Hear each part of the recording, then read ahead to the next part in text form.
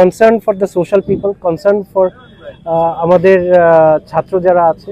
So এখানে অনেকেই we are capable যে আমরা ইন্টারনেট ডেটা কিনে ইউজ করতে পারি। আমাদের আল্লাহর রহমতে বাসায়ও ইন্টারনেট আছে, বাট আপনি দেখেন মেজরিটি আছে, একটা সেকশন আছে যাদের দে আর নট কেপেবল, তাদের ইন্টারনেট নাই।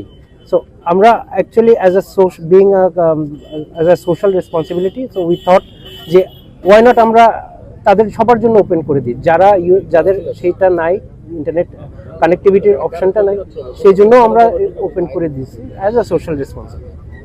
জি দেখেন, আমার আব্বা জনাব এম.এইচ সেলিম সাহেবের ব্যাপারে আপনারা সবাই জানেন, আমার নতুন করে বলার কিছু নেই।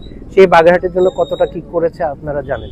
তো আমি বাগেরহাটের বাইরেও কেন না, আমি বাগেরহাটের, আমার জন্ম খুলনায়।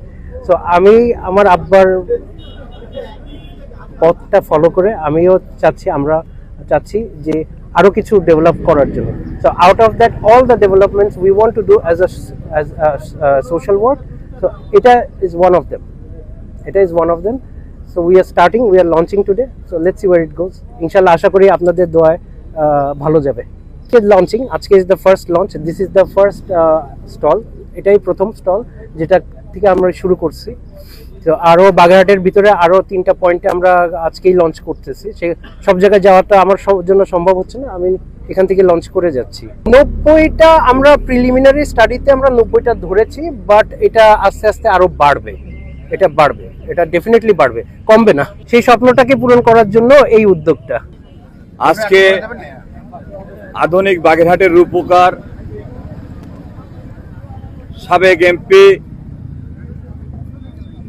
আগামী 12ই ফেব্রুয়ারি নির্বাচনে যিনি স্বতন্ত্র হিসেবে বাগেরহাটের 3টি আসন থেকে নির্বাচন করছেন, বাগেরহাটের সর্বকালের জনপ্রিয় জননেতা জনাব এম.এইচ সেলিম,